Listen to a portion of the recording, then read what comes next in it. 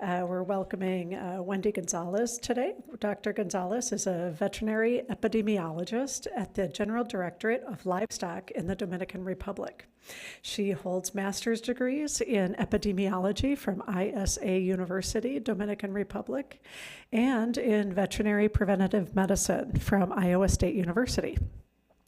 Since 2007, she has worked in the Epidemiological Surveillance Division for the Veterinary Services in the DR.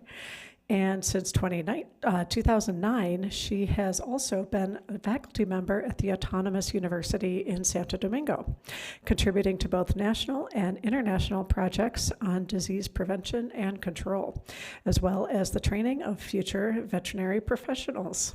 So welcome, Wendy. Hello. Hello and good afternoon, everybody. My presentation will have two parts. The first part, I'm going to talk about a little bit of the overview situation of ASF in Dominican Republic, since we unfortunately have the luck of having this disease. And the second part, we're going to talk about the experience we are right now having with a project with one of the point-of-care tests. So, first, here I'm going to say it's something very light to speak about the situation, what we have done since 2021. So you have here the chronological events since the disease was reported in WOA, right? And we have here also the actions we have been implemented. So a plethora of actions have been implemented in the DR since 2021 in different areas, right? So specifically in the laboratory, because we did not have the diagnostics for ASF in Dominican Republic. So we implemented the PCR, the multiplex PCR, so it detects ASF and CSF, and also we have the ELISA. We've done activities to control outbreaks in animal control movements and also surveillance. So you can see here several pictures of the work we've done.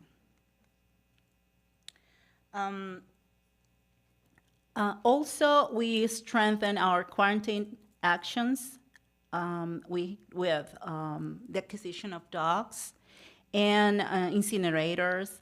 And also, we worked closely with the producers, especially since we compensate for notifications in case we have a positive case for this disease.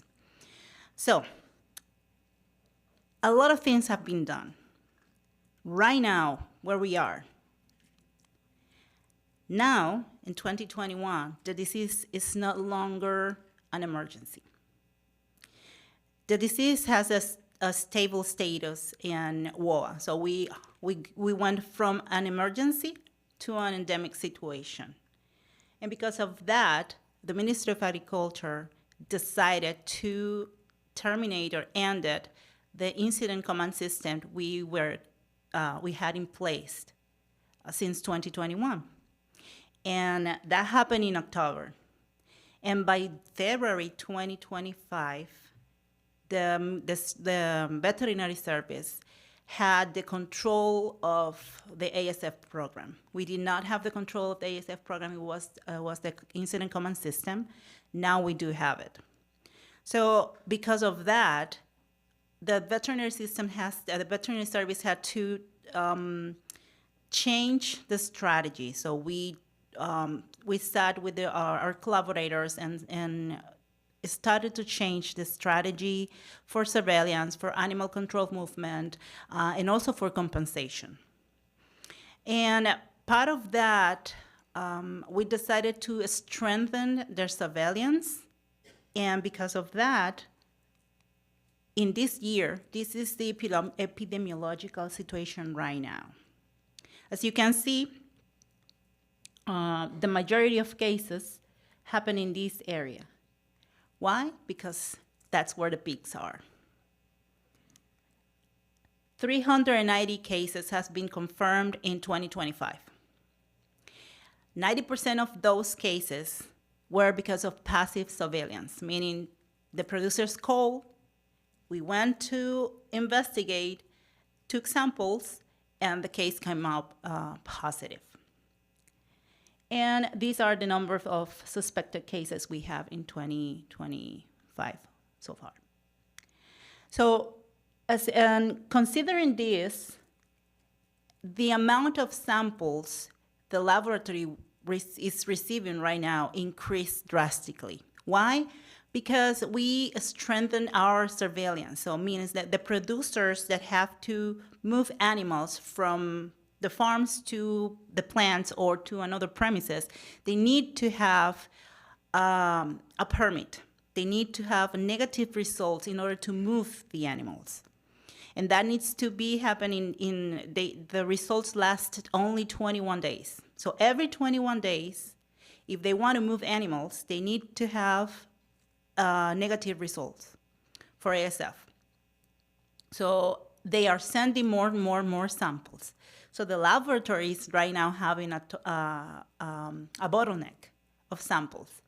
That is when Dr. Sol Perez came up to Dominican Republic and present a proposal to my CBO and to our general director. So as this graph here shows, this was in 2024, and since February, so in 90 days, I'll say the amount of samples increased drastically.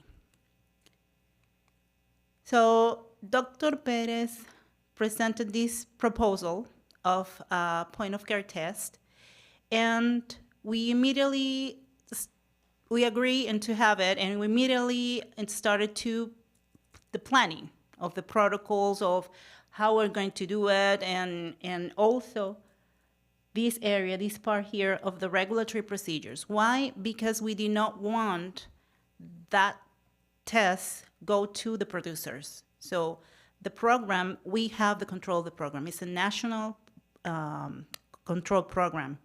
So the test cannot be done or conducted by the producers. We have the control of that. We need the data. We need the information. So we did this, and this is the test we're using right now. So the picture looks a little bit off the presentation. So this is the test we're doing right now as from biotechnology. And this is how it looks like. So we train the veterinarians it's a flow lateral test. So we train the veterinarians to conduct the test. We create a data collection tool, and we selected only 2 areas for this pilot study, only 2 areas we selected. And the next steps of the project, we will extend the project, but for this first part, only 2. And we received the preliminary results. So right now I'm gonna present the preliminary results we collected for this first trial. See, I can see it. Okay. 30 suspected cases, farms were tested with 183 samples. And this here, as you can see, all these samples were run in pair, like one sample, like for the point-of-care test, and we sent the same sample to the laboratory, and it was tested with the validated test, with the PCR. And these are the results. So normally, from the lab, we receive our results in 2 days. Normally, that's from the data collection, from the sample collection to the report. It lasts 2 days. That's the average, right? Whereas the point-of-care test, we got the results in 2 hours. The level of concordance for the individual level, but the individual level was very high, as you can see. And this is preliminary. We still need to collect more information. But the results shows a very high concordance for the first part and with a high sensitivity and specificity. So the test is conducted in suspected cases where we have clinical signs. And as you can see here, this is the concordance level for cases for the samples with clinical signs. And this is the sensitivity and specificity. So why is this important for us, like for the veterinary service? This information, this data, looks promising so far. And it's important for us as a veterinary service. Why? Well, at farm level, at case level, it's 97% of concordance. And I want to paint in your mind a scenario. DR, and in DR we have commercial farms, and around those commercial farms, you have backyard farms, meaning people that have pigs, either for personal consumption, like I have my pig here for Christmas, or they sell the pig locally, right? That's what happens in the DR. So we need to protect them all, right? But with the, if we have a way to detect early on a possible ASF case in these areas, we are protecting them and protecting them too. So that is why for the Dominican Republic is very interesting these results and conducting this test so far. At the same time, our field vets, because I work directly with them, our field vets, they're telling us how they are managing the test in the field, right? For them, it's user-friendly. So we train them. They know how to do it. They know how to interpret the test.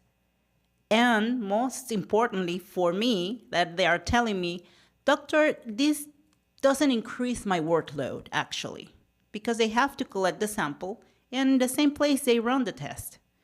It doesn't increase the workload. So that's something very important for me for the operativity of this, right? So for us as veterinary service, what are the messages we're seeing, or the advantage we're seeing from this? First, we will have a faster response. We will have a faster response because if we detect a positive here before that infection gets here or distribute around them, it'll be faster because the decision, we will take it right there, right? We are right now conducting a biosecurity certification program with FAO. So that certification program, it goes to the target population is the commercial farm. So this test will help supporting this ongoing program. At the same time, we will help the laboratory because not all right now, all the tests, all the samples are sent to the lab. But this is to validate the test in the field, right? But in the future, maybe not all the samples will go to the lab. Maybe a portion of the sample will go to the lab. So that will help the laboratory to manage, right, the lab search. And also, it will help with the sustainability of the program. Because if we did the comparison and the preliminary estimation is a reduction, by doing the point of care test, is a reduction of 7 times the cost of the diagnostic per sample. So it has their advantage. So we as a veterinary service, we have seen this advantage, and that is why we are very interested into these results. It was a very short presentation, but I don't want to finish it without thanking all these people, all this organization, the University of Minnesota, and especially this team. Guys, you have no idea how hard these guys work in the field. You have no idea. So doesn't matter if right now the situation in the DR is challenging, yes, but we have a team behind that is working almost 24 hours. And those guys deserve respect. So thank you very much for your time.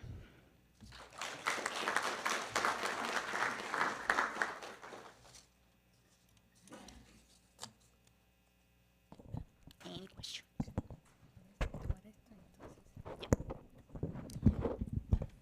Any questions? Yes. So you were saying that all of the samples are validated? It's not just the positive ones that you're doing confirmatory All testing? of the samples, all of the positive and negatives. Yeah. There's somebody else. So what happens when they get a positive test?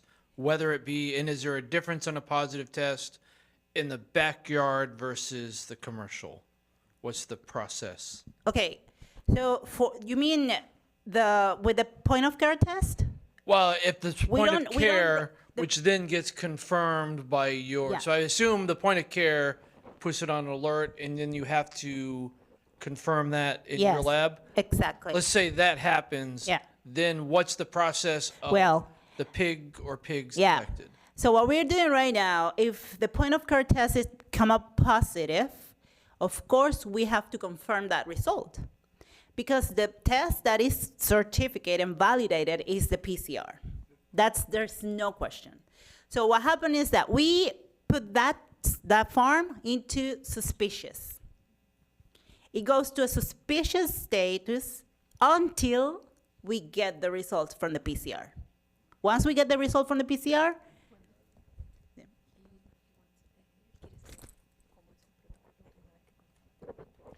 you want to know also, once I got a positive, what happens? Yeah, we depopulate the whole farm.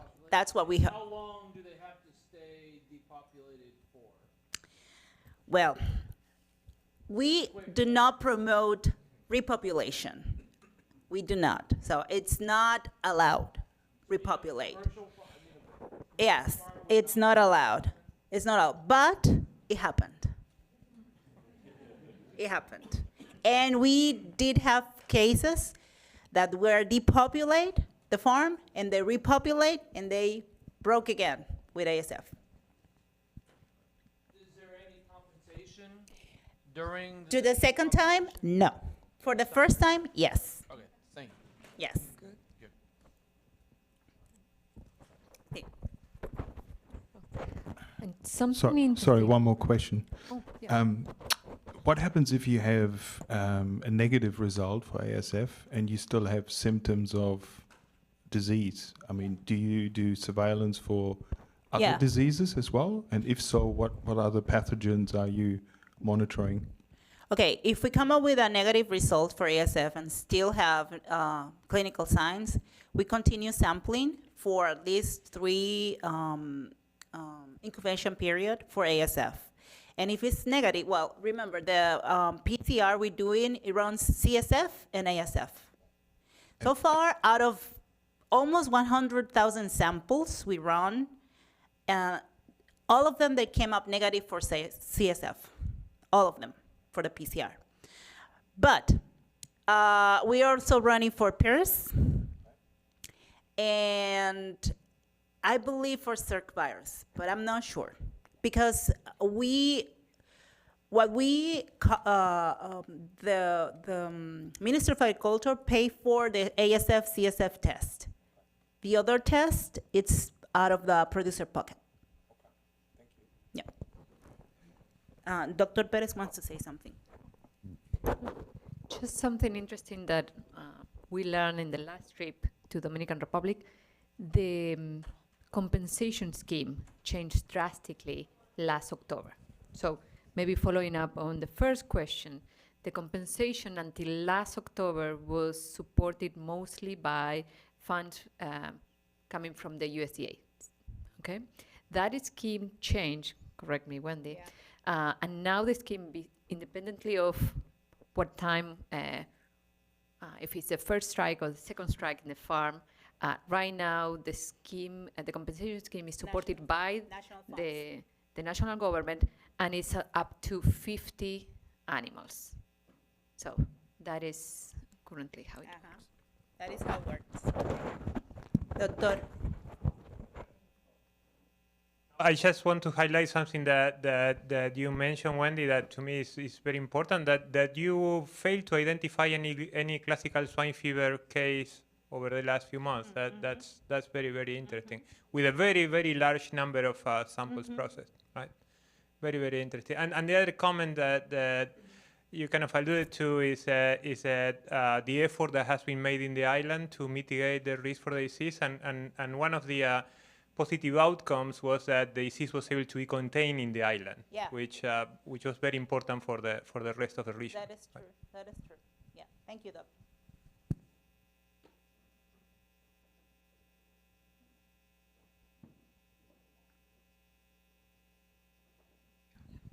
Thank you for the presentation, really interesting. What I gathered is that you were pursuing eradication of ASF, doing depopulation, surveillance, et cetera, but have now gone to kind of an endemic situation. Kind of two questions. What do you think the biggest barrier is for the Dominican Republic to getting to eradication, and are you still pursuing that? Thank you. There is no one bigger barrier. Unfortunately, answering that question with a simple answer, it's not possible for me. Because there's a lot of, I don't know how to say aristas, a lot of angles to tackle in order for the DR to be able to eradicate it. But we still want to eradicate the disease. That's the objective of the government right now. That's the objective of the Ministry of Agriculture, to be able to eradicate the disease. The biggest barrier, there's a lot. There's a lot, because it's an island, yes, but we have, it's a lot of needs, a lot of challenges, but our limited resources in personnel. And the diagnostic, unfortunately, we do have the tools, but there are other things, operativity, logistics, that we haven't been able to find the right strategy to do it. And especially with the producers. The producers need to understand that this is a national situation. It affects them directly. And it looks like they don't understand that part yet. Thank you. Sorry, I just want to add that just to put things into context, since 2007, when African swine fever got into the domestic population of any country, no country was able to eliminate the disease.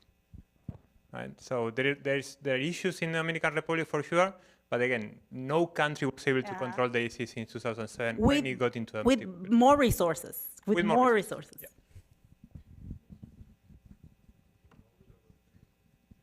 Any other questions? Comments?